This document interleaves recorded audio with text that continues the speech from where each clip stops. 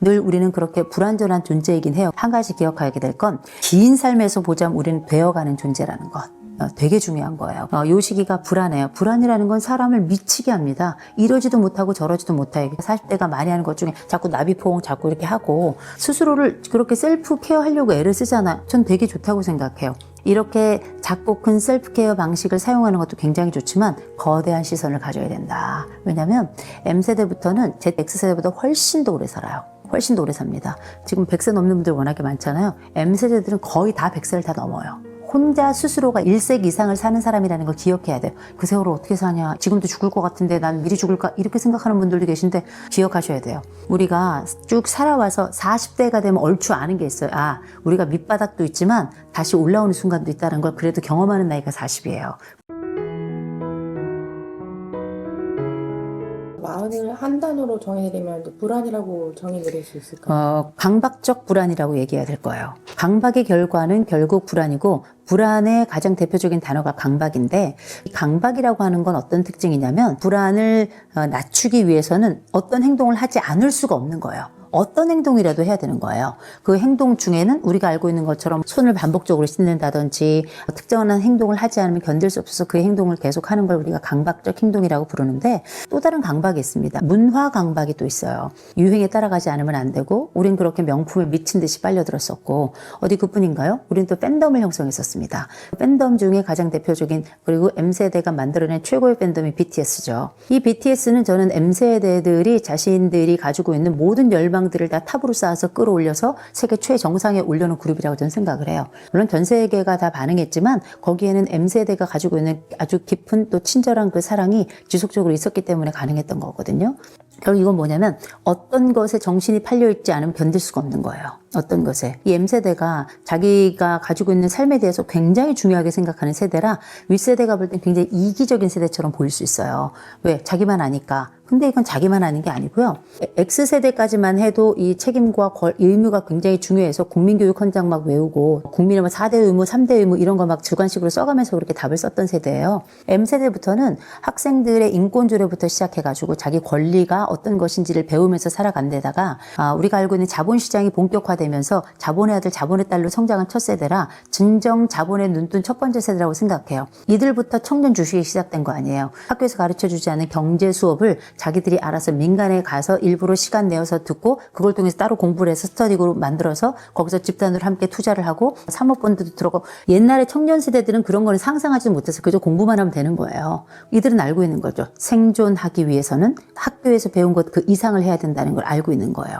요 세대부터는 사실상 우리가 정시가 있고 수시가 있는데 수시의 방법이 뭐 수천 개라고 하지만 기본적으로는 우리가 학교에서 하는 것 그 이상의 것을 늘 해내야지만 원하는 목표에 성취한, 어렸을 때부터 이런 성장 가도가 기본적으로 논 외의 것까지 해야지만 성공할 수 있었던 세대라서 이 자본에 대한 것도 자기가 따로 선별적으로 이 곤란한 것들 속에 내가 자본을 투자해서 시간을 투자해서 그걸 통해 가지고 또 다른 자본의 큰 틀을 또 만들고, M세대들의 졸부들이 되게 많잖아요. 부동산에 임장 막 다니고 막 이렇게 하는데 이거 X세대까지만 해도 그렇게 많았던 게 아니에요. 주로 이런 것들은 나이 많은 사람들이 한다고 생각했던 그 돈의 영역에 젊은이들이 뛰어들기 시작한 건데, 물론 거기에는 부모 세대의 영향이 되게 많아요. 야, 돈 벌라니까 우리가 보니까 이렇게 해야 되더라, 저렇게 해야 되더라. 심리적 임장, 그리고 귀로 들은 임장, 귀로 들은 주식 본격화되기 시작한 거거든요. 이 모든 것들은 뭘 얘기하냐면 이들은 이 풍요를 놓치고 싶지 않아요. 이들은 내가 어렸을 때 풍요롭게 성장했던 이 풍요를 놓치고 싶지 않고 또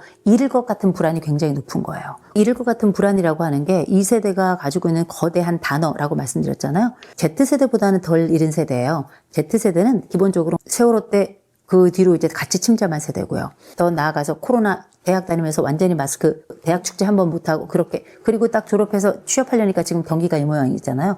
M세대는 이것보다는 나아요. 이미 들어가 있기는 해요. 이들의 불안도 안정적일 수는 없는 것이, 경기가 계속 어려워지면 감원이 시작된단 말이에요. 다행히 우리는 이미 40대에 들어서 우린 경력직이에요. 아직 우리는 기회가 있는 사람들이에요. Z세대들은 경력 한 번 없이 곧 지원의 기회조차 없는 사람들이라 이런 차이는 있어요. 우리가 경력직으로 들어간다 하더라도 우리가 꿈꾸고 생각하고 있는 다른 사람들의 성공만큼의 자본을 내가 얻어갈 수 있느냐? 그렇지 못한단 말이에요. 우리가 직장생활 해봐서 알잖아요. 직장생활 다 뻔한 겁니다. 그런데 내 친구들은 또 내 SNS에 봤더니 뭐 전 세계가 다 졸부예요. 전 세계가 다 명품이고 도대체 그게 어디까지가 짭이고 어디까지가 찐인지 잘 모르겠는데 그런 비교 사회 속에서 엄밀히 말해서 이 비교 사회를 뒤집으면 비교 지옥 속에서 성장하면서 아직도 몸부림치고 있는 세대이기 때문에 이 불안이란 단어는 현실적으로 나를 감싸고 있는 이 성장 과정에서 내게 왔던 그 수많은 비교의 자원들, 성장을 위한 이 갈망들, 자본이 가지고 있는 강력한 힘, 자본의 그 꿀맛과 단맛과 어마어마한 그 마술을 알면서도 끌려갈 수밖에 없는 이 자본의 세대들이 가지고 있는 엄청난 현실이고 우리나라 특별히 현장에서 경험하는 더 나이 든 세대들의 그 고통과 아픔과 가난하게 살아가는 풍요를 잃어버릴 수밖에 없는 내가 가지고 있는 나머지 풍선이 다 터져버릴 것 같은 그들이 이미 가져가 버리고 다 소진해버려서 우리에겐 더 이상 남아있지 않은 국민연금과 같은 그런 불안한 미래들을 두고 이들이 고민하는 거죠. 이건 불안한 거죠. 뭐든 하지 않으면 견딜 수 없는 거예요. 이게 사회적으로는 집단 무의식이라고 저는 생각을 하는데 왜 그렇게 달리는지 왜 그렇게 무슨 뭐 독서를 막 하고 뭔가를 막 해요. 왜냐면 하지 않으면 견딜 수가 없는 거예요. 이 공허감을, 이 불안감을. 근데 그게 특별히 40대에서 아주 두드러진단 말이에요. 50대는 왜 안 뛰는지 아세요? 다리가 아파서 못 뛰어요. 40은 아직 건강하고 충분히 이 러닝을 할 때도 그냥 뛰지 않잖아요. 양말도 브랜드, 의상도 브랜드, 머리띠도 브랜드, 심지어 또 등산 가도 스틱도 브랜드 이런 거 있잖아요. 아직 40대는 이 브랜드로 성장한 이 세대는 아직도 브랜드 열풍, 브랜드의 그 맛을 알고 기쁨을 알고 당연한 거라고도 생각을 하고 아직도 집단의 힘이 있어요. 집단의 힘이 있어서 아직은 몰려다녀요. Z세대부터는 각자 좀 흩어진 개념이 있는데 아직은 M세대들은 몰려다니는 세대라 크루도 자꾸 이렇게 M들끼리 모여가지고 몰려다니잖아요. 약간 들개처럼.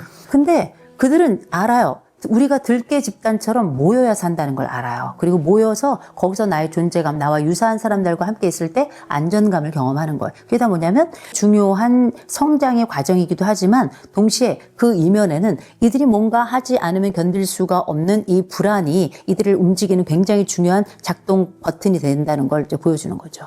불안?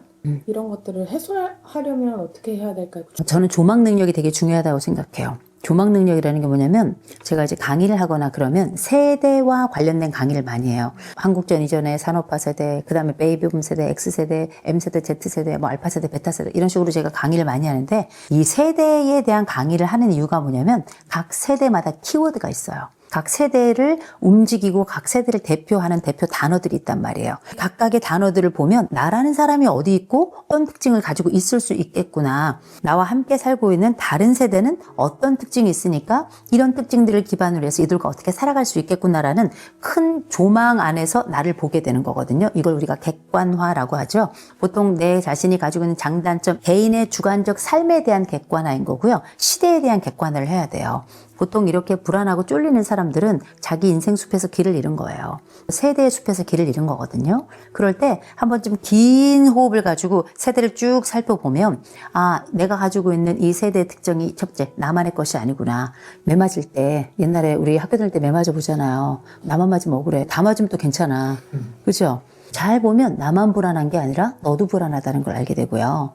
내가 가지고 있는 방법이 거칠고 서툴다고 생각했는데 알고 보니 다른 애들도 거칠고 서툴어. 이러면 약간 안심이 돼요. 다운그레이드 한다고 얘기는 하지만 하향 비교도 나쁘지 않아요. 우리는 하향 비교를 필요할 때 하고 대부분 다 상향 비교를 합니다. M세대는 아직은 다 상향 비교를 해요. 상향 비교를 하는 건 나쁜 건 아니에요. 상향 비교를 하면 그와 비슷해지려고 하거든요. 위를 향해 달려가려고 해요. 하향 비교는 필요할 때마다 가지고 와가지고 하향 비교할 그 대상을 딱 정해놓으면 인생이 편하니까. 제가 가끔 드리는 말씀이 있는데 정신 건강의 최고봉은 남 탓이에요. 남의 탓하면 얼마나 편해요. 세상 편하잖아요. 내 탓을 하면 그게 괴로운 거죠. 이 M세대들은 알고 있어야 되는 게 있어요. 본인들은 아직까지는 남 탓을 하는 세대라는 걸. Z세대부터는 다 내 탓 세대로 이제 들어가서 자기 처벌을 공개적으로 하는 세대가 되거든요. 지금 M세대까지만 해도 우리를 위해서 뭘 해줬는데요. 이런 소리를 지르고 사회가 우리에게 가져간 것들을 다시 내놓으라고 소송도 하고 막 이런 세대들이에요. 아직은 더 발칙하고 아직은 자유롭고요. 에너지도 있는 세대거든요. 이런 세대들이 가지고 있는 전반적인 방향성이나 힘이나 이런 것들이 제 말은 아직 있다는 거예요. 절망의 세대라고 부르지만 현실적 맥락에서 보자면 절망의 세대지만 다른 한쪽에서는 아직도 이 문화적인 불이 붙어 있는 사람들이라 할메니얼이라고 하는 자기만의 브랜드를 만들어낸 사람들이에요. 먼 그 시선에서 이렇게 보잖아요. 아, 내가 한 사람으로서는 비교지옥 속에 살아가고 늘 상대적 박탈감 속에 살아간다 생각했는데 크게 내가 M세대 속에 들어가서 나를 봤더니 같이 절망하기도 하고 동시에 우리한테는 이런 문화적인 불이 있는 사람들이구나. 약간 프로메테우스 같은 그런 역량이 있는 그런 세대구나라는 걸 알고 있는 게 되게 중요해요. 심지어 우리가 많이 잊어버리고 있는데 우리가 호모 사피엔스예요. 사람들이 자기가 누군지 모르고 죽더라고요. 호모 사피엔스는 생각하는 인간이라는 뜻이잖아요. 신석기, 청동기, 철기 쭉 지나서 21세기 찬란한 문화와 문명을 꽃피우고 있는데 호모 사피엔스 속에 내가 들어가 있다는 걸 기억하고 있어야 돼요. 나무를 보지 말고 숲을 보라 이런 얘기를 자꾸 하는데 나무를 보는 순간 우리는 정글 속에서 인생이 다 단도 하나 들고 이제 막 파헤쳐 가는 건데 이렇게 가다 보면 끝도 한도 없이 그렇게 밀림 속에 파묻혀 죽는 겁니다. M세대는 이게 싫은 사람들이에요. 발칙한 세대이고 풍요롭게 자라기도 했고 더 나은 삶을 추구하기도 하고 내 인생이 빛났으면 좋겠어 반짝반짝. 그러려면 뭐 해야 되냐면 먼 거리에서 숲을 보는 연습을 자꾸 해야 돼요. 그래야 길을 잃지 않아요. 40이란 나이, 우리가 보통 공자님이 40이면 불혹이라 그랬어요. 흔들림이 없대요. 40 넘은 분들 다 알아요. 미친 듯이 흔들려요. 50 나이 먹으면 괜찮아 보이지만 50이면 지천명이라고 공자님 말씀하셨어요. 제가 50 넘었는데 왜 지천명인지 알아요. 문제가 지천이라서 그래요. 이거 되게 중요한 주제예요. 사람은 나이를 먹어도 내 삶에 대해서 내가 자부한다라고 얘기할 수 없는 거예요. 늘 우리는 그렇게 불완전한 존재이긴 해요. 한 가지 기억하게 될 건 긴 삶에서 보자면 우리는 되어가는 존재라는 것. 되게 중요한 거예요. 요 시기가 불안해요. 불안이라는 건 사람을 미치게 합니다. 이러지도 못하고 저러지도 못하게 40대가 많이 하는 것 중에 자꾸 나비포옹 자꾸 이렇게 하고 스스로를 그렇게 셀프 케어하려고 애를 쓰잖아요. 전 되게 좋다고 생각해요. 이렇게 작고 큰 셀프케어 방식을 사용하는 것도 굉장히 좋지만 거대한 시선을 가져야 된다. 왜냐하면 M세대부터는 X세대보다 훨씬 더 오래 살아요. 훨씬 더 오래 삽니다. 지금 100세 넘는 분들 워낙에 많잖아요. M세대들은 거의 다 100세를 다 넘어요. 혼자 스스로가 1세기 이상을 사는 사람이라는 걸 기억해야 돼요. 그 세월을 어떻게 사냐. 지금도 죽을 것 같은데 난 미리 죽을까. 이렇게 생각하는 분들도 계신데 기억하셔야 돼요. 우리가 쭉 살아와서 40대가 되면 얼추 아는 게 있어요. 아, 우리가 밑바닥도 있지만 다시 올라오는 순간도 있다는 걸 그래도 경험하는 나이가 40이에요. 내가 이런 극복의 경험들이 나름 누적치가 있는 나이가 딱 40 넘어서부터는 이 30이 주는 그 불안하고 방종, 이기 느낌하고는 40은 딱 달라요. 왠지 내가 중년이 된 느낌이 살짝 있단 말이에요. 멋대로 행동하지도 못해요. 몸도 삐걱삐걱 좀 하기 시작하고 더 중요한 건 나에게는 이제 삐걱거리기 시작하면서 과거보다 왠지 내가 천식이 심해진 것 같고 이런 느낌이 있겠지만 우리는 극복치를 더 갖게 됐다는 거예요. 굉장히 중요한 개념이고 더군다나 이 40이 주는 기쁨을 좀 만끽했으면 좋겠어요. 이 40이 주는 불안이 크지만 40이 주는 기쁨도 굉장히 크거든요. 불안이 여러 가지가 있지만 틈새 불안, 성취 불안, 이직 불안, 얘기 불안, 비교 불안 이렇게 제가 5가지를 얘기를 하는데 우리가 말하는 이 불안의 요소들이 40대에만 있는 건 아니에요. 젊으면 젊은 대로 나이가 많으면 나이 많은 대로 다들 그렇게 불안들이 많이 있지만 40이 좋은 이유는 뭐냐면 진행형이면서 불안하다는 거예요. 계속 뭔가를 하면서 불안해한다는 거예요. 이건 굉장히 청신호예요. 불안한 사람은 불안은 마치 뭐와 같냐면 목을 조이는 것과 똑같아요. 공황장애 같은 거 보세요. 미칠 것 같잖아요. 죽어버릴 것 같아요. 그런 사람들은 그 순간에 아무도 못하고 아무것도 할 수 없이 그냥 숨만 쉬는 것만으로도 그냥 다행인 거예요. 일반적인 불안은 말이에요. 늘 있지만 이게 막 불안 장애가 돼서 어느 순간 나를 엄습하는 경우도 있지만 대부분 이 불안을 가지고도 그냥 일상을 살아가요. 이게 뭐냐면 일상을 살아가고 오늘도 출근하고 오늘도 내일 해가면서 불안한 건 요건 괜찮은 거예요. 불안이 일정 부분 통제 영역 안에 있는 거고 아무것도 하지 않으면서 불안한 건 이게 worst예요. 최악이에요. 그런데 뭔가를 하면서 불안한 거 있잖아요. 요거는 괜찮은 거예요. 뭔가를 하는데 불안마저 없어. 베스트죠. 근데 이런 인간은 없어요. 이 40이라고 하는 이 공간이 굉장히 진공 상태인데 그 안에 우리가 생각하는 여러 번의 빅뱅이 있을 수 있어요. 그 빅뱅이 있을 수 있는데 그게 뭐 이직이라는 빅뱅이 될 수도 있고 결혼이라는 빅뱅이 될 수도 있고 뭐 출산이라 혹은 뭐 육아라고 하는 빅뱅이 될 수도 있어요. 우리가 그 빅뱅 가운데서도 40이 좋은 건 뭐냐면 이게 블랙홀이 아니라는 거예요. 이 빅뱅이 시작이 되면서 이 각각의 빅뱅이 마치 이렇게 하면서 어쩌면 멀리 보면 이 빅뱅은 꽃이 피는 것 같이 보일 수도 있거든요. 그 사이에 각각의 고민과 어려움이 있겠지만 오늘도 내일을 향해서 뭔가를 하고 있잖아요. 직장 계속 나가고 내가 살고 있던 사람들과 그럭저럭 살아가고 또 이런저런 어려움이 있지만 내일의 일상이 또 이어진다. 40은 괜찮은 40이다. 이 말씀을 좀 드리고 싶어요. 이 세상에서 제일 힘이 센 게 뭔지 아세요? 일상이에요. 일상은 얼마나 무서운 거냐면 내가 일상을 만드는 것 같죠. 일상이 나를 길들이는 겁니다. 그리고 나를 구원해요. 우리가 보통 40이 되면 부모님 돌아가시는 분들이 꽤 있어요. 이 부모님이 딱 돌아가시고 갑자기 교통사고가 나고 뭐 이런저런 어려운 일이 딱 발생해요. 그러면 일상이 딱 멈춰버리잖아요. 그럼 우리가 일상에 장애가 생긴 거예요. 부모님이 돌아가셔서 장애가 나도 시간이 지나잖아요.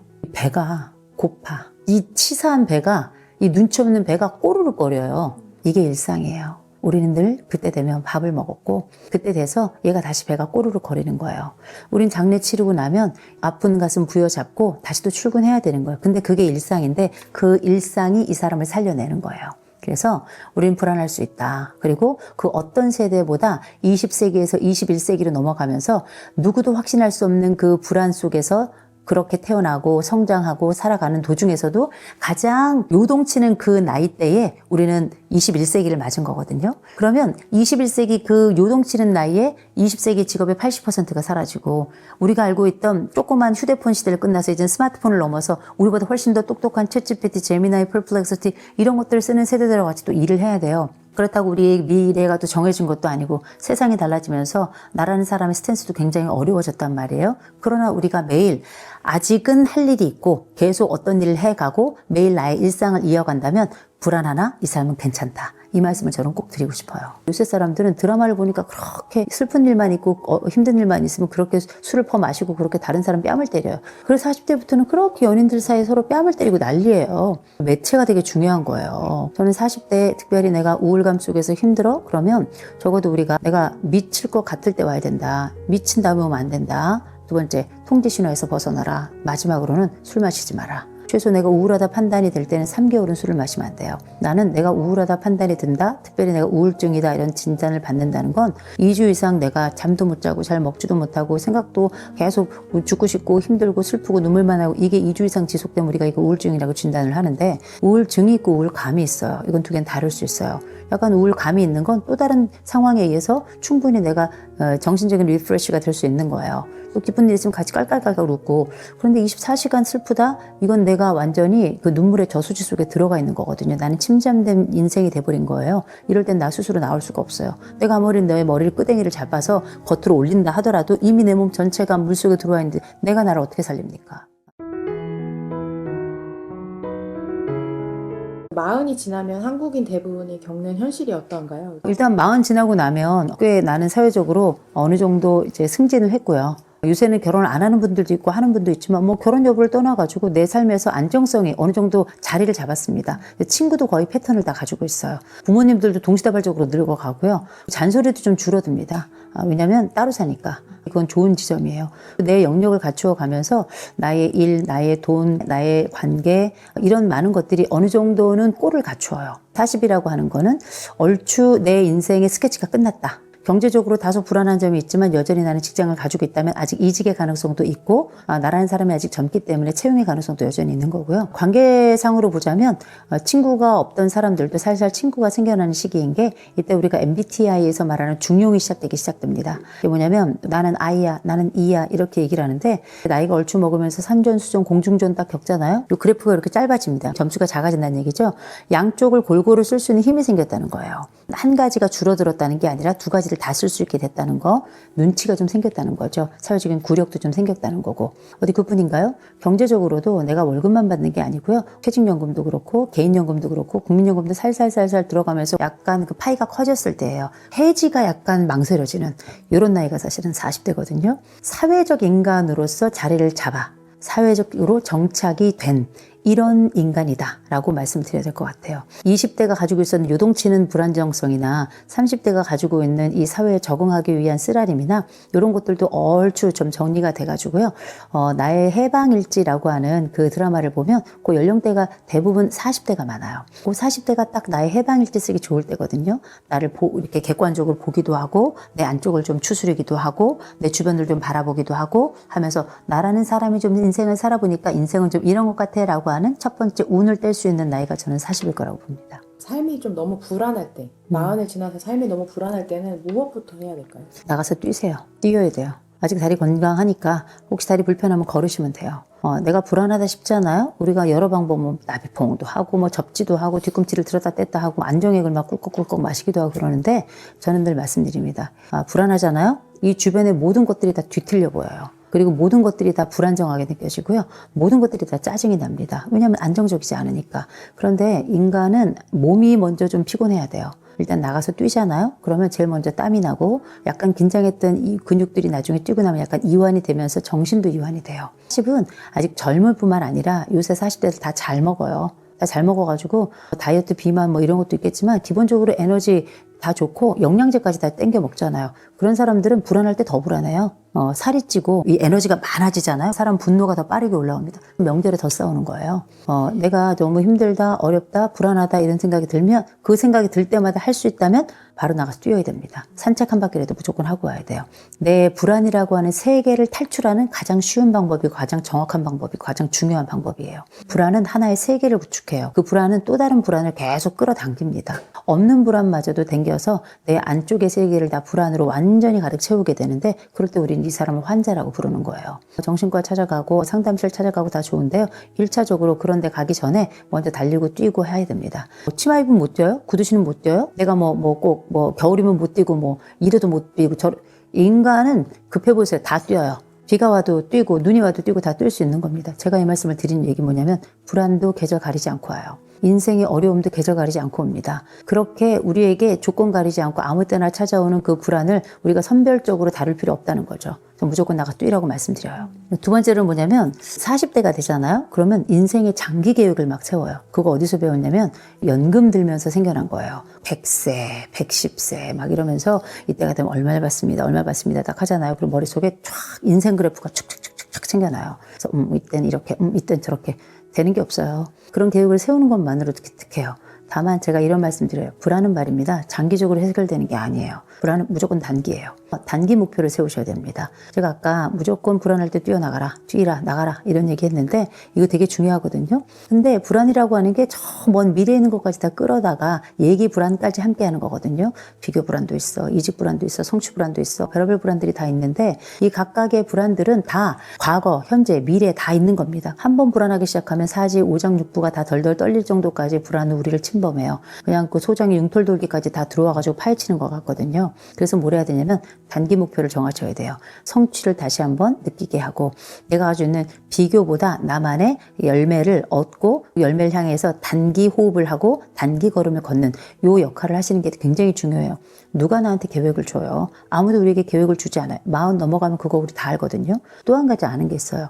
40 넘어가면 우리가 누구도 나에게 이런 해법을 주지 않는다는 것도 알지만 내가 그 해법을 만들어 간다는 것도 알아요. 예를 들어서 우리가 수능도 보고 중간고사, 기말고사 이런 것도 막 보고 그랬잖아요. 그런 시험들을 딱 보거나 하면 자격증 준비하거나 그럴 때 딱 그 시험 보는 날짜가 있어요. 그 날짜까지 우리가 힘들어도 어떻게 이 악물고서는 모든 기쁨과 즐거움을 뒤로 미루고 그 목표를 향해서 요거 끝나고 나면 요거 해야지. 요거 우리가 그걸 프리맥 효과라고 불러요. 내가 어떤 목표를 딱 성취한 다음에 내가 어떤 즐거운 일을 하겠다. 이 즐거운 일을 위해서 현재를 참아내는 이 과정을 프리맥 효과라고 부르는데 그런 프리맥 효과를 충분히 우리가 경험하면서 40까지 온 거거든요. 40 넘어서 살아간다는 건 뭐냐면 내가 가지고 있는 목표를 내가 설정할 수 있다는 거예요. 내 인생 시계의 주파수는 내가 맞추는 거거든요. 내 인생 시계를 딱 내가 단기로 1시간 뒤까지 혹은 3일 뒤까지 일주일 뒤까지 요 한 달 동안은 요걸 하겠어 라고 해서 불안이 높아질 때마다 단기, 초단기 목표를 딱 세우셔가지고 그 단기 목표를 수행하시는 것만으로도 불안이 현저하게 많이 낮아집니다.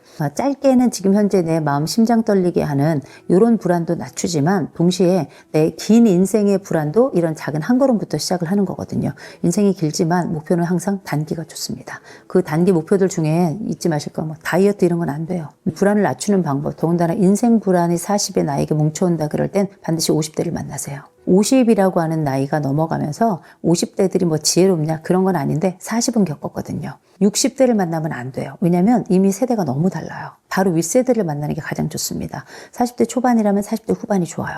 또 40대 전반을 통틀어서 그 삶에 대한 여정이 궁금하다면 50대를 만나서 물어보시는 게 좋아요. 어떤 걸 하는 게 좋은지, 어떤 게 제일 후회스러운지, 살아가면서 조언을 해주신다면 어떤 조언이 있을 것 같은지, 그 선배님이 보시기에 저는 어떤 장점이 있는 것 같은지, 선배님이 제 상황에 있다면 무엇을 하실 것 같은지, 이런 것들에 대한 내 인생에서 멀지 않은 영역에 살고 있는 그 사람들을 만나서 실질적인 조언을 들어보셨으면 좋겠어요. 대단한 통찰을 가지고 있는 분들, 목사님, 스님, 뭐 신부님, 수녀님, 아니면 뭐 나 도 닦았어 뭐 이런 분들 계시잖아요.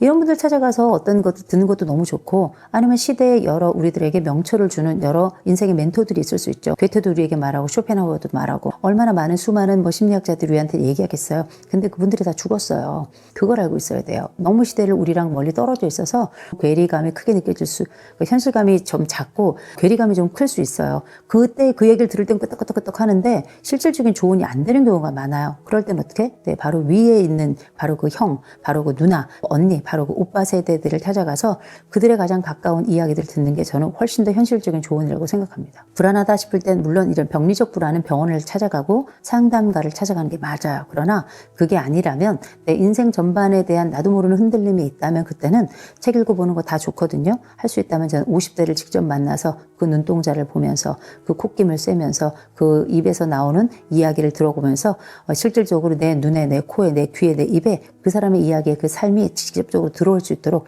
그렇게 하는 게 저는 정말 좋다고 생각합니다. 불안 때문인지 모르겠는데 마흔이 지나서 우울증이나 불안장애, 공황이 발병하는 사례가 많은 것 같아요. 사람은 미치기 전에 가야 돼요. 미친 후에 가면 정말 그때는 어려워집니다. 미칠 것 같을 때 가야 돼요. 우울에 미칠 것 같고 죽을 것 같고 뭐뭐 할 것 같다 할 때 있죠. 그때 가야 돼요. 그때가 지나고 나면 우리가 골든타임이라는 게 있잖아요. 이 골든타임이라는 건 굉장히 중요한 말입니다. 이 사람이 이때를 놓치면 걷잡을 수 없는 상황으로 도달하기 때문에, 통제가 어려운 상황 속에 들어가기 때문에 우리가 골든타임이라는 게 있는 거예요. 저는 현장에서 그때를 놓쳐서 오신 분들을 너무너무 많이 만나요. 잡을 수 있었던 그 우울을 너무 깊게 놔두어서 이 우울이 이 사람의 인생을 파괴하는 걸 저 너무 많이 봤고요. 또 걷잡을 수 없다고 생각했지만 그때에 대해 맞춰서 찾아온 이 불안 환자가 이 상담 과정을 통과하고 치료 과정을 통과하면서 자기의 새 삶을 새 살 돋듯이 그렇게 살아가는 걸 저 너무너무 많이 봤기 때문에 미칠 것 같을 때 오셔야 돼요. 할 것 같아 하면 무조건 전 전문가를 꼭 찾으라고 말씀드려요. 그 뒤로는 많이 늦출 수 있다. 그래도 늦더라도 가는 게 안 가는 것보다 낫다라고 말씀을 드리고, 이런 상담 현장에 딱 가면 제가 말씀드릴 두 번째 상황이 벌어질 겁니다. 통제 신화에서 벗어나야 돼요. 통제 신화라는 건 뭐냐면 내 병은 내가 알아. 이게 통제 신화예요. 내 병을 내가 알 것 같으면 사람이 미치겠습니까? 내 병이 내가 알 것 같으면 암에 걸리겠어요? 그러나 우리는 나이 불문하고 20대건 30대건 50대건 80대건 90대건 다 암도 걸리고요. 내 병은 내가 안다 말하다가 그렇게 병이 깊어져서 온 가족이 달달 시달리면서 너는 왜 제때 안 왔니 하면서 욕먹어가며 그렇게 살아가는 거긴 해요. 자기 스스로 이제 40이란 나이가 여전히 아직은 심정적으로는 사춘기의 연장이 되게 많아요. 뭐든지 할 수 있을 것 같은 아직 전능감을 가지고 있고요. 아직 여전히 내 몸이 건강하기 때문에 몸이 나에게 주는 신호를 되게 많이 무시하면서 지금까지 살아왔던 나이기 때문에 내가 가지고 있는 우울도 나에게 반드시 신호를 줘요. 이상하게 친구가 계속 만나기 싫고, 다른 사람들이 뭐라 얘기하면 자꾸만 난 짜증만 나고 회복되는 기미가 없고, 입맛도 점점 떨어지는데 그냥 자꾸 술만 땡기고, 이런 상황들이 반복되는데 누가 봐도 야, 너 요새 좀 이상해 이런 얘기를 하는 거 다 시그널이거든요. 내 몸도 시그널을 주고 정신도, 내 주변에 있는 사람들도 다 시그널을 주는데, 내 스스로가 나 혼자서 내 몸은 내가 한다라고 울부짖는 거 보통 80대 90대 어른들이나 하는 얘기입니다. M세대들 참 훌륭하다고 생각해요. 20, 40대들이 왜 훌륭하다고 생각하냐면 내 발로 정신과를 찾아간 첫 번째 세대예요. 남들이 그 이전부터 등 떠밀려서 가던 그 이전 세대들하고 다르게 내가 뭔가 이상하다고 싶잖아요. 스스로 알아서 제 발로 병원에 예약하거나 상담 예약해가지고 찾아온 첫 세대고, 자기의 자녀 세대들도 문제가 있다면 상담사들의 도움을 받는 첫 세대예요. 전 정말 훌륭하다고 중요하다고 생각해요. 의원아 내 병을 고쳐라. 의원도 자기 병을 못 고쳐요. 자기 스스로 인생을 살아가면서 생겨나는 타의에 의해서 침범당하거나 혹은 조절할 수 없거나 통제할 수 없는 그 삶을, 내 삶을 스스로가 이 오장육부 5개, 10개의 손가락과 10개의 발가락으로 어떻게 처리하겠습니까? 이 세상에 수많은 손과 수많은 발들이 있거든요. 내 스스로 이 작은 손, 작은 발로 세상을 통제할 수 있다는 생각도 말지만 더 중요한 건 내 몸을 통제할 수 있거나 내 정신을 통제할 수 있다는 생각을 하지 마세요. 왜냐하면 정신을 통제할 것 같으면 지가 왜 우울해요? 그렇잖아요. 몸을 통제할 것 같으면 왜 아픕니까? 인간은 자기 통제 능력은 옛날부터 없었어요. 전능감이라는 건 전능감만 있어요. 전능성은 없는 겁니다. 우리가 아이를 낳고 키우면 아이는 처음에 생각해요. 앙 울어요. 그럼 어떻게? 부모가 와서 기저귀를 척 갈아줘. 앙 울어. 그러면 엄마가 와서 젖을 척 줘요. 아, 내가 울면 세상이 다 되는구나. 이렇게 영아기 때 우리가 전능감을 가져요. 그러나 이제 조금 커서 돌 지나가 조금 지나잖아요. 아, 인생이 마음대로 되지 않는구나 하는 걸 애들도 알아요. 이상하게 내 몸은 내가 알아. 내 우울은 내가 알아서 해결할 수 있어. 이렇게 생각하고 이걸 노력이라고 할 수도 있을 거예요. 운동도 막 해봐. 너무 우울할 때는 단 게 좋아서 단 걸 막 살만 쪄요. 아무것도 달라지지 않아요. 그런 노력을 몇 가지 했는데도 불구하고 다른 주변에서 계속 내 몸이 또 내 정신이 또 내 주변 사람들이 나한테 우울의 시그널을 주잖아요. 무조건 이건 통제 신화 속에 있으면 안 돼요. 그 사람들 말 들어야 돼요. 우리는 우리를 통제할 수 없다. 다만 우리는 우리를 위해 애쓸 수 있다. 이렇게만 말씀드리면 될 것 같아요. 하나 더 있어요. 우울이 막 미친 듯이 파고들잖아요. 술 마시지 말아요. 이제 TV에서 이제 담배 피는 게 금지된 세대가 M세대들 어릴 때예요. 계속 드라마에서 술을 마셔요. 엄청 술을 마셔요. 슬퍼도 술, 기뻐도 술, 이래도 술, 저래도 술, 심심해서 술, 혼자 술, 여럿이 술, 술을 마셔요. 또 이렇게 술은 또 늘어요. 술을 안 마시면 또 좀 이상한 것 같기도 하고, 요즘은 일주일에 서너 번씩 술 마시는 거는 이상하게 생각 안 하더라고요. 알코올 중독이에요. 지금은, 40대가 제가 보니 집단 알코올 중독인 것 같아요. 전 너무 심각하다. 남 얘기 아니죠? 네. 집에서 아무도 안 만나도 혼자 술을 마셔요. 그래서 옛날에 한때 사회에서 키친 드렁커 해가지고 싱크대 밑에다가 술 넣어놓고 애들 다 학교 보내고 남편 보낸 다음에 혼자 술 마시다가 알코올 중독 때문에 나중에 병원에 실려가고 이런 거 많이 봤잖아요. 제가 볼 때는 이 40대는 전체가 다 입원해야 돼요. 이 사회가 병동이에요, 그냥. 이거 되게 심각한 주제라고 생각하는 게 사람들이 우울하면 요새는 그렇게 술을 마셔요. 술을 마셔서 우울해지는 것도 있어요. 저는 이런 얘기합니다. 술은 기쁠 때 마셔라.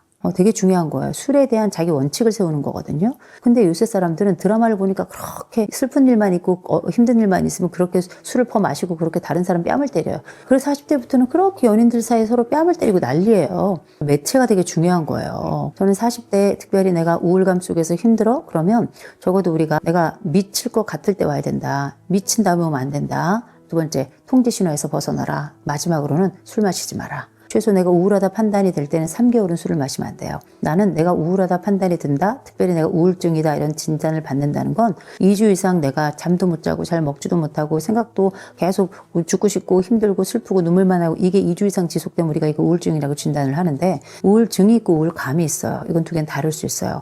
약간 우울감이 있는 건 또 다른 상황에 의해서 충분히 내가 정신적인 리프레시가 될 수 있는 거예요. 또 기쁜 일 있으면 같이 깔깔깔깔 웃고 그런데 24시간 슬프다? 이건 내가 완전히 그 눈물의 저수지 속에 들어가 있는 거거든요. 나는 침잠된 인생이 돼버린 거예요. 이럴 땐 나 스스로 나올 수가 없어요. 내가 아무리 너의 머리를 끄댕이를 잡아서 겉으로 올린다 하더라도 이미 내 몸 전체가 물속에 들어와 있는데 내가 나를 어떻게 살립니까?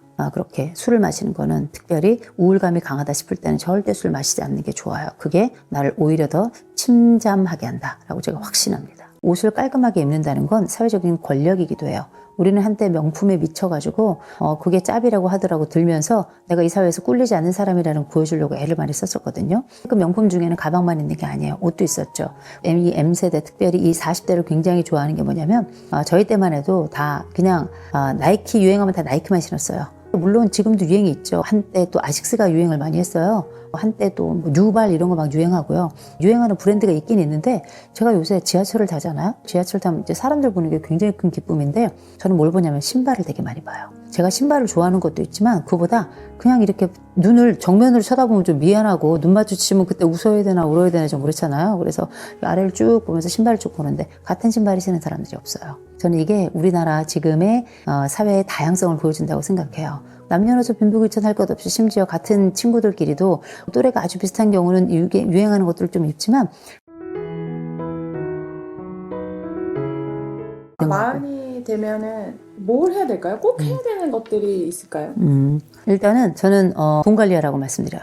돈 관리를 왜 말씀드리냐면 40대가 되면 어쨌든 뭐 직장을 가지고 있는 분들은 월급은 따박따박 나온 지가 좀 오래됐어요. 그래가지고 늘 월급은 나오는 거라고 생각하는데 곧 없어져요. 되게 중요해요. 한때 우리가 경기가 마침 어려웠고 그럴 때 IMF 때 일명 3초땡 얘기가 나왔었어요. 30대 초반에 들어가면 바로 나와야 된다. 5, 6도 뭐 50, 60 될 때까지 남아있으면 도둑놈이다. 뭐 이런 얘기 막 했었어요. 지금 경기가 굉장히 어렵습니다. 인생은 굉장히 오래 살게 됐고요. 이 어려움과 오래 삶이 함께 있다는 얘기는 때로는 이게 전 사회의 비극이 될 수도 있어요. 이 사회가 우리를 지탱해주는 그 복지적 시스템들을 많이 갖추고 있긴 한데 그게 충만하거나 충족되지는 않고 충분하지도 않거든요.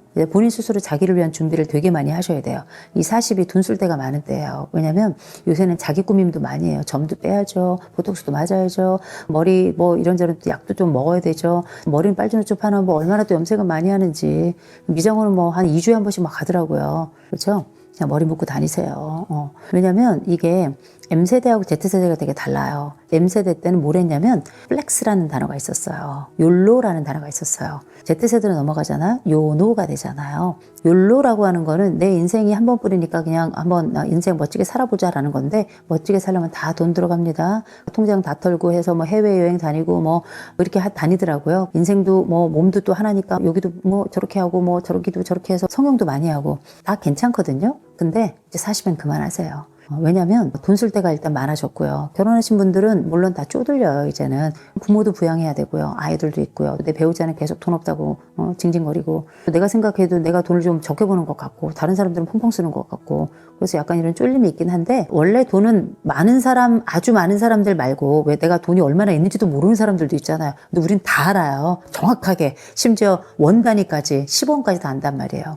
그 얘기는 뭐냐면 우리의 살림은 늘 쪼들리고 다른 사람도 다 쫄리는 건데 안 쪼들리는 척 하는 거예요. 다 명품 들고 싶지만 짭 들고 다니고 다 그러는 거거든요. 지금부터 우리는 40대부터 전 잊지 말고 연금 들라고 꼭 말씀드려요. 제가 무슨 뭐 보험회사 직원도 아닌데 왜 이렇게 나와가지고 무슨 생보회사에서 나온 것처럼 그러냐 하는데 저는 노년기가 어떻고 중년기가 어떤 것인지 연구를 통해서도 제 삶을 통해서도 너무 잘 알고 있는 사람입니다. 전 20대부터 연금을 들었어요. 일명 연금의 여왕입니다. 제가 불안이 높은 것도 있어요. 내가 언제쯤 이후로 65세 이후 내가 퇴직한 이후에 내가 어떻게 살까에 대한 고민을 전 아주 옛날부터 많이 했던 사람이라 지금은 그 연금들 중에 일부는 끝나고 아직도 넣고 있는 것들도 있지만 그런 것들이 작은 것들, 변액으로 하는 것들은 얼마 안 넣어도 나중에 늘릴 수 있는 거거든요. 조금이라도 시작하니까 이것도 굉장히 안심이 되더라고요. 중간에 또 이렇게 사망보험 같은 거 요새는 또 중도 인출도 가능하게끔 그렇게 또 해놨거든요. 아무것도 아닌 것 같지만 40대 특히 초반에 계신 분들은 돈 관리 진짜 잘 하셔야 돼요. 흥청망청 쓰지 않아도 돈은 어쨌든 우리 통장에 금방 묻었다가 떨어지는 거고요. 관리하지 않잖아요. 나중에 퇴직할 때에도 아무것도 가져 나가는 게 없어요. 40이라는 나이가 적지 않습니다. 가만히 뒤져보세요. 머릿속에 흰머리 가끔씩 보이고 어디 그뿐입니까? 새치들만 있는 게 아니에요. 머리가 약간씩 빠지기도 하는 시기예요. 눈도 살짝살짝 안 보이는 것 같기도 하고 잠을 자고 일어나도 몸이 영 편치 않고 피로감이 유지되는 경우 있고 옛날만큼 술을 못 마시겠네? 이런 분들도 계실걸요? 그리고 나도 모르게 자꾸 기미가 올라오고 이런 분들 계세요. 이건 뭐냐면 다 노화예요. 우리가 25세까지가 성장이 있고 25세 이후는 싹 다 노화입니다. 그중에 40이 넘어가서 옛날 같으면 죽어야 돼요. 생각해보세요. 옛날에 우리 일제시대 때 평균 연령이, 평균 수명이 44살 막 이랬어요. 옛날 같은 우리 다 없어져서 이미 영혼이 둥둥 떠다니는 거예요. 우리의 지금 삶이 과거 같진 않죠. 옛날이 아닌데 왜 그런 얘기 하느냐 하겠지만 돈은 여전해요. 옛날이나 지금이나 그 돈에 대한 절박성은 늘 있는 거였는데 지금은 더 절박합니다. 요즘은 요노 그래가지고 아끼고 이런 것들이 되게 유행하긴 합니다만 늘 써왔던 세대들은 한꺼번에 이 지출이나 소비를 줄이기가 어려워요. 그래서 저는 굉장히 합리적인 소비뿐만 아니라 아끼는 소비를 좀 해야 되고 연금은 개인연금 적어도 2개 이상씩 무조건 들어놔야 된다라고 좀 강력하게 외칩니다. 제가 지금 이 말씀 드리는 거 지금은 잘 안 들릴 거예요. 근데 한 10년만 지나보세요. 세상이 완전히 달라지고 그때 내가 10년 전에 이걸 들었으면 얼마나 좋았을까. 지금 5만 원 10만 원 와인 마시고 피자에다 피맥, 치맥 이렇게 하면 요새는 10만 원 나와요. 근데 요거 한 번 좀 줄여가지고 이렇게 연금 들잖아요. 나중에 10년 뒤 저한테 와서 하루에 3번씩 절하실 거예요. 정말 저는 확신합니다. 이 40대가 돈을 버는 때이기 때문이에요. 50이 됐을 때 지금 경기를 볼 때 내 삶이 어떻게 될지 알 수 없어요. 지금 벌 수 있을 때 모아두는 거 굉장히 중요하다. 특별히 이 40에 번 돈으로 우리는 굉장히 오랜 세월 흐뭇하게 살아갈 것이다. 제가 말씀을 드리고요. 두 번째, 몸 관리하셔야 돼요. 지금부터 이제 근육이 쭉쭉 빠지는 시기고요. 근육은 안 생기는 시기고요. 몸은 축축 처지는 시기고요. 피부는 더 처지는 시기고요. 그런데 이 40이라고 하는 게 안티에이징, 동안 뭐 이런 것들이 유행하면서 내가 당장은 별로 안 늙은 것 같은데 1970년대, 60년대 이럴 때 사진 한번 비교해 보세요. 그때의 40대와 지금의 40대. 지금은 애기예요, 얼굴이. 그래서 자기가 애기인 줄 아는데 착각이에요. 피부가 애기라고 인생도 애기는 아니에요. 많은 분들이 자꾸 특별히 M세대들부터는 굉장히 부모들이 예쁘게 귀엽게 사랑스럽게 정말 공주처럼 왕자처럼 키워가지고요. 지금도 본인이 공주 왕자인 거라고 생각하는 분들이 계세요. 너무 좋은 노래 아까 잠깐 말씀드렸잖아요. 반딧불이. 응? 나는 별인 줄 알았어. 근데 알고 보니 반딧불이야. 나는 형편없는 사람이야 라는 게 아니에요. 반딧불이도 자기 삶이 있는 겁니다.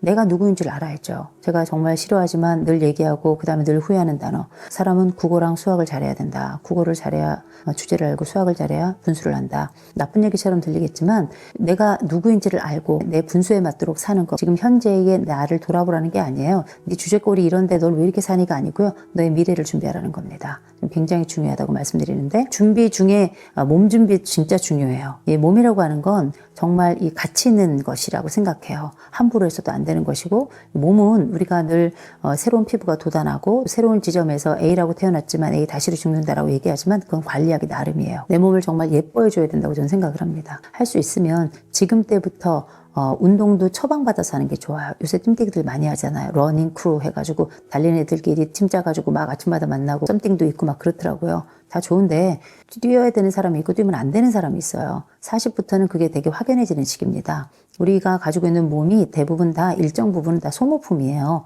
심장 같은 경우도 너무 많이 쓰면 이것도 빨리 늙는 겁니다. 우리가 가지고 있는 각종 장기들이 우리가 생각하는 것처럼 그렇게 빨리 교체되는 게 아니에요. 몇 년 혹은 몇십 년에 걸쳐가지고 교체가 되는 경우들도 많이 있기 때문에 그게 제때제때 교체가 안 되면 나중에 인공관절하고 막 이렇게 되는 거 아니에요. 내 몸을 아끼는 건 굉장히 중요합니다. 요새 술들 많이 마시고 하는데 그렇게 술을 마시면 나중에 어떻게 되겠어요? 알코올 중독 아니면 그냥 치매가 오는 겁니다. 요새 초기 치매들 굉장히 많거든요. 초기 치매가 물론 유전적인 소인도 굉장히 많지만 강력하고 아주 심각한 문제 중에 하나가 바로 알코올 문제예요. 내 몸을 위해서라도 알코올 정말 줄여야 됩니다. 어느 회사에서는 뭐 심장에 좋다 그러는데 그렇게 많이 마시는 술은 심장에도 안 좋아요. 뇌에는 당연히 좋지 않고요. 내 몸에 대한 관리. 그래서 운동도 하시는데 반드시 운동 처방 받아서 하셔야 돼요. 운동 처방은 보건소나 아니면 정형외과 같은데 아니면 재활의학과 같은데 가시잖아요. 운동 처방 받으러 왔습니다. 지금 이 사람의 체형, 이 사람이 가지고 있는 질병, 이 사람이 가지고 있는 전반적인 상황 이런 것들을 다 고려해서 당신에게는 이런 운동이 좋습니다. 저런 운동이 좋습니다. 이렇게 제안을 해줘요. 저는 제안받은 운동이 저는 발레예요. 발레인데 상상하지 마세요. 뭐 참고로 제가 이제 발레를 시작하고서 발레복을 사야 되잖아요. 발레복을 또 핑크색, 뭐 깜정색 이렇게 사가지고 막 입는데 저희 남편이 뒤에서 막 사진을 막 찍더라고요. 그래서 왜 찍냐 그랬더니 슬플 때마다 보겠다고. 아무튼 근데 우리가 알고 있는 이 삶의 자리에서 운동이라는 건 인간은 기승전 몸뚱입니다. 이 몸뚱이란 말 되게 거칠게 생각하는 분들이 많은데 몸하고 몸뚱이하고 뭐가 그렇게 달라요. 내가 몸을 함부로 대하면 이건 몸뚱이가 되는 거고요. 내 몸을 귀하게 대하면 이게 몸신이 되는 거 아니겠습니까?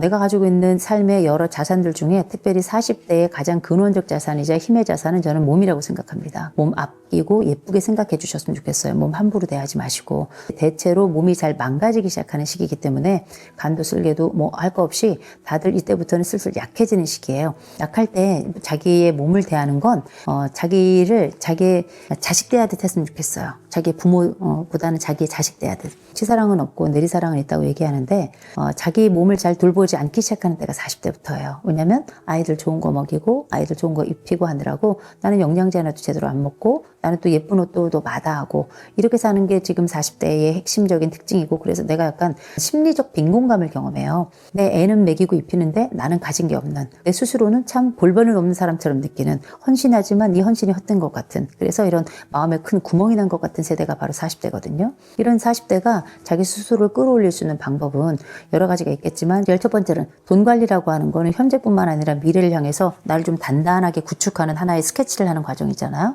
몸 관리라고 하는 거는 현재 시점부터 행복감이 만들어지면서 미래를 위한 일종의 구축 자산이라고 보시면 돼요. 우리가 운동만 하더라도 근육이 생겨나죠. 근육이 생겨나잖아요. 그냥 근육만 생겨나는 게 아니에요. 머리뿐만 아니라 정신 근육, 우리가 흔히 알고 있는 마음 근육도 굉장히 단단해집니다. 도파민과 세로토닌이 건강하고 적절한 방식으로 분비가 되기 때문에 자신감도 굉장히 좋아지고요.